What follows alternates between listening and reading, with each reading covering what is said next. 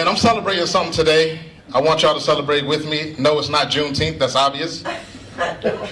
But I just got full custody of my child. Yeah. Thank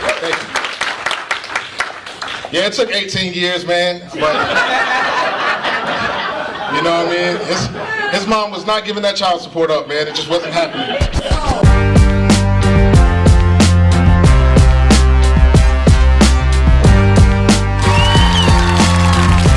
Make me laugh Mondays. You know what it is, a 100.5 The Vibe, the soul of the seven cities with your main man, Tone Hollywood. I got another great comedian that's going to go ahead and make this Monday a lot better. I mean, we're in the middle of a heat wave. It's a Monday. I'm sure, you know, you may not have had a great day, and this is an opportunity to get that good laugh in your system. And I got somebody here that's going to do that. He's been the host and been doing a lot of great things throughout the seven cities in the comedy scene. I've seen some of his work, and he's definitely hilarious. He kind of reminds me of the comedian, of the comic that I would be if I was good enough to be a comedian. But he is here doing his thing. Please give it up for Jamaal Staton in the building. What's going on, Jamaal? Man, what's going on, man? How you feeling today, bro? I'm feeling great, bro. I'm glad you're here today, bro. Hey, man, thank you for having me. I'm appreciative, man. Man, I'm glad you're a preacher because a lot of people are like, man, what's the show is again, man? I know we did each other in the DMs, but I tell you, just off the bat, I've watched some of your videos and stuff and some of the comedy you do, man. You remind me of a comedian. Like, you're the perfect comic because I think you have the laid back mentality, but you talk about real stuff that's going on, man. So what type of way would you describe your comedy? Honestly, I've allowed myself to evolve a lot, man. I started off with just trying to appease people. Gotcha. But now I just want to get my truth out. You know what I mean? So I've been leaning heavy into like what my real life has looked like. Okay. And you know, you find a way to make it funny, and that's when you're tapping into your real arts. For me, you know what I mean? Is that like your therapy for some things? Like, is that it's therapy? It's therapy, man. Because a lot of people don't know, man, and I say it in my joke, man. But my father was a pastor that turned into a crackhead, and usually it's the other way around. You know what I mean? Yeah. So.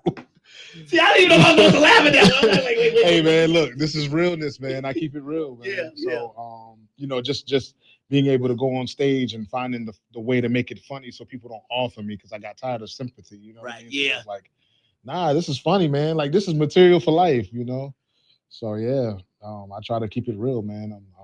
I'm a father, you know what I mean? So I take a lot of pride in that, man. I have quite a few kids. Oh, do you? Yes, sir. How many kids do you? I got 5 of them, man. 5? Oh, wow. 5 beautiful kids, man. So it's a lot. It's tough. So with that going on, being a father of 5, the material must be coming left and right of stuff to talk about there, bro. Yeah, man. Look, I got my oldest son, he turns 19 next week. Okay. So blessing. Yeah, it is a blessing, man. And I have a bit that I talk about, man. Just him starting to develop into a man. Okay. And we had to have the talk the other day, man. And it was like, listen, bro, you know what I'm saying? I don't want you to really date a woman with kids. And he was like, Dad, to be honest with you, that's probably the safest bet to go. Because he's seen you. He's the oldest, right? Yeah, he's the oldest. He's seen 4 come along. Yeah. But he was also, he was pertaining to like, you know, hey, Dad, look, these dudes and started hormones when they were like 6 years old. Nobody think about that. Yeah, he was like, Dad, I gotta, you know what I'm saying? I have to make sure that it's a woman that I'm with. You know what I mean? Yeah, so I didn't show how old I am because at first I was like thinking one thing. We think one-sided. I was like, yo, we don't even have to deal with that. You know what I'm saying? Right. Yeah. The seven cities. It is Make Me Laugh Monday. I have Jamaal Staton here. Where are you from, by the way, brother? And I'm from right here in 75, man. Okay. I grew up. I went all the way up to middle school. I went to Virginia Beach Middle School. Okay. SeaTac area, born and raised right here in Virginia Beach. My high school career, I spent all in Norfolk, man. I went to Granby High School, graduated in 05. Yeah. Okay, that's what's up. So yeah, man, right here, locally grown. I love that. You know what I mean? So and getting the laughs on in this area, man. So while we got you here, you gotta tell everybody like where can people find you so they can go ahead and get some more of this comedy. Oh yeah, man. Y'all can find me on all social media platforms at my first name, Jamaal, last name Staton. Y'all can find me everywhere, man, on all social media platforms. That's what I go by: TikTok, YouTube. My YouTube, I put all my videos up. So if you're not able to make a show, you can catch me on YouTube, and I post it up there, man, just so people can find me. And you know, some of the things that I have going on right now, man, I have coming up. If you didn't know, I do comedy at the casino. Yeah, I have a residency there once a month, every month at the end of the month. Okay. we put on a show with just local comics, man, because a lot of people will rush to be like, oh man, I want to bring out such and such from here, such as, when I'm like, dude, it's plenty of talent right here, and all y'all need to do is know where to find us. Yeah, so, I'm discovering that. Yeah, I put on a showcase over at the Rivers Casino, and people can come by, and you get to see a lot of time and good quality comics that are out here in this area. I handpick them. They come out here, they do a thing, and you have an opportunity to become a fan of them. Right. Without having to pay an arm and a leg for them. Maybe you can come check them out at the casino, see if it's worth your money in the future. But that's dope. Trust me, a lot of it is, man. We got a lot of talent. One of those guys, you're definitely one of those talented comics that are here in this area. And I've seen some of your videos. I love the fact that you keep it real. And sometimes, like some of the videos I was looking at, I was like, am I about to get a history lesson? But then you get to the joke and stuff like that. So when we talk about you keeping it real in your comedy and stuff, you do a great job of being able to be on social media and on stage. So what do you like the most? Do you like being the creative and getting on the camera and just going at it, or is it better for you to be on stage as you stand up? I personally would rather be on stage, but the problem is, like I said, I have kids and I got to be a dad a lot of the time. Right.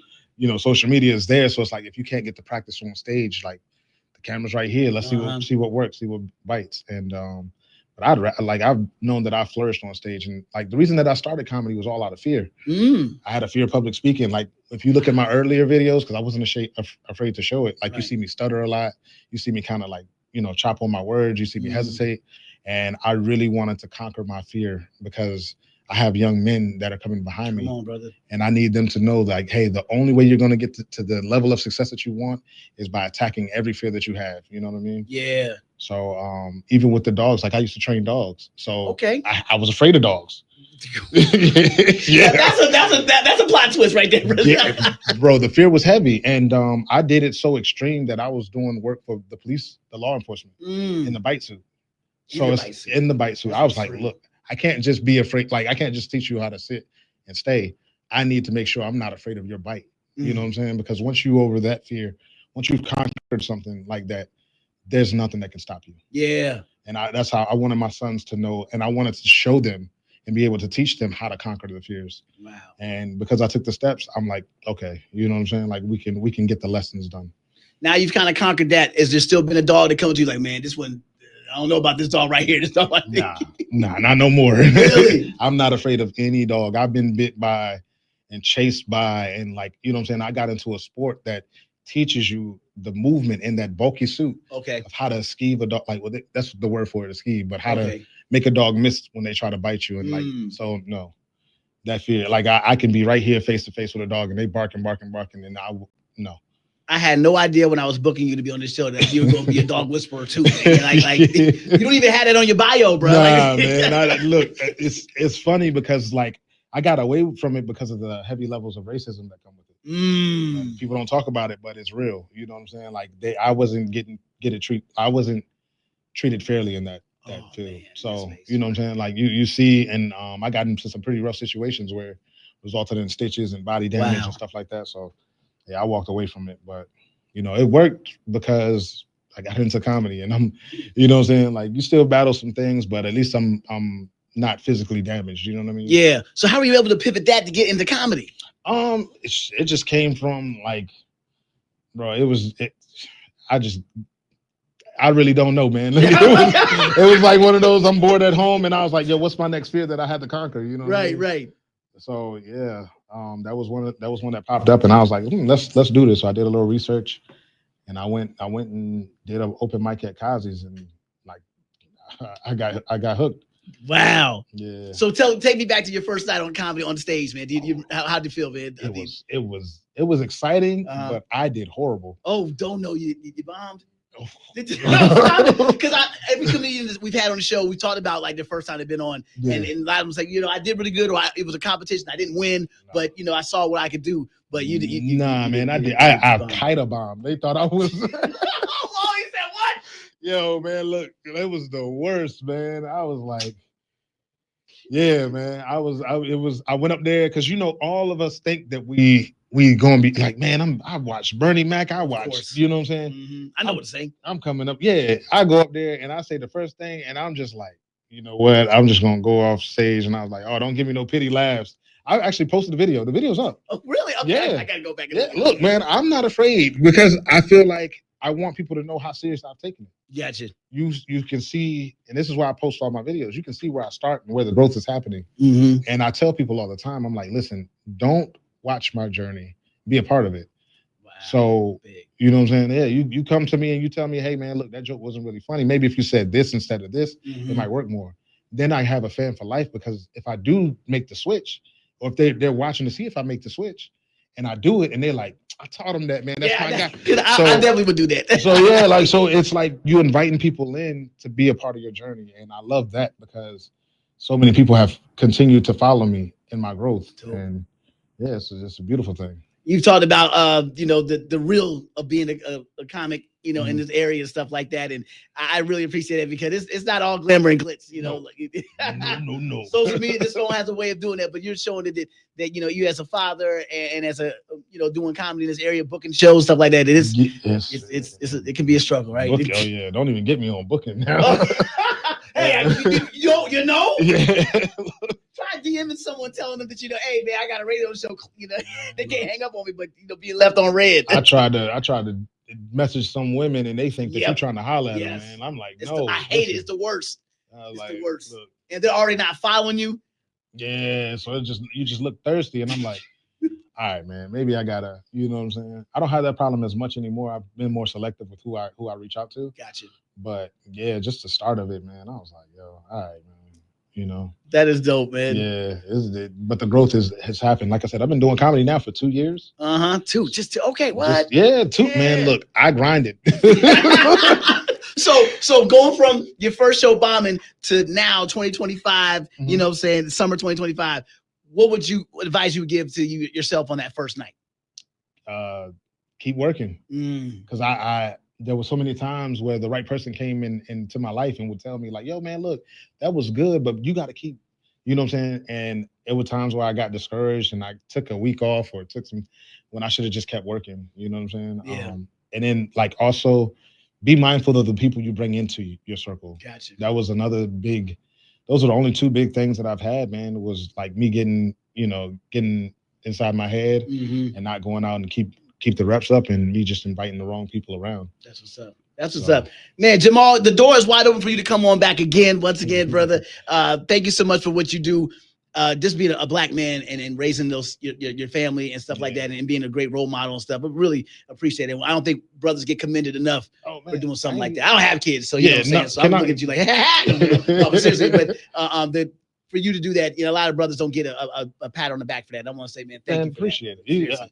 I salute. I didn't get to plug my business yet. Am I able to? Oh, you got a business too? Hold on a second. Now you're a dog fighter. Dog fighter. Comedian, father. What else added the rest? What else, brother? So I'm actually in the process of working on opening a mail run daycare. What? Yes, sir. Okay. That's I heard Bernie Mac's joke one time, and it just like, yo, with everything that I've been wanting to do, and I feel like a lot of it's for young men. Gotcha. I feel like a lot of young men are missing that aspect out of their lives with their fathers or don't have a father. You know, this is a military place, so a lot of dads are gone. Yep. And I just saw some characteristics that I can instill in some of these kids. And that's what made me want to do the in-home father daycare, like daddy daycare. Essentially, everybody gives me jokes about it, but yeah, dope. Yeah, so that's the goal. That's what I'm working on now. Okay, so you've already put the concept together, or you already have one started? Well, right now I do the weekend daycare. So parents want to go on date nights or whatever. Like leave your kid with me. We're gonna do some stuff because I have my kids, and I'm like, dude, with the more kids, the merrier. It makes it easier. So I do the date night thing now. So parents get a night, especially the military people who may not have family here. So I'll take their kid in. We'll plan something to do. We'll put I put a projector up on a big screen. We watch a movie. Right. By the time they come back, kids already tired and ready to go home. So yeah. Well, go ahead and tell everybody where they can, if they're going on a date or something like that, they're going to go to a concert on a weekend, where they can get in contact with you. Y'all just message me on. Yeah, look, I got a stipulation though. You got to come to one of my shows. If you don't come to me, I ain't watching your kid. Like if you ain't that, listen, I need the support. Like, look, I'll watch your kid on a night that I ain't doing nothing. But when I have a show, I need y'all to show up. There we go. And it worked last night because I did a show at the Funny Bone, so I had some people show up for that last night. And that's kind of what it is, man. I'm pimping y'all. I'm watching y'all kids for ticket sales. It's a method to the madness. It's a method. It's a method. You got a name for? Is it? You have a name for the business? Nah, because I'm gonna make sure I do it right when I start it off. But Okay. it'll be open within because I'm retiring from my job in the next year and a half. So in the next year and a half, like while I'm prepping everything and getting the facility ready, because they ask for a lot of criteria. You need a three-tier sinks and making sure that I want to make sure that everybody knows that their child is safe, right, and in a comfortable environment. So yeah. Go ahead, Jamaal. Well, when you get that established stuff, of course, this is a building relationship, is friendship, or like that. Absolutely. So, man, just let me know, and we can go ahead and promote that here, okay, brother? Okay, man. Thank you, bro. No doubt, man. We got Jamaal, the master of all trade. Make me laugh Mondays. I think he did that on 100.5 The Vibe. Thanks for coming through, bro. Man. Thank you for having me, bro.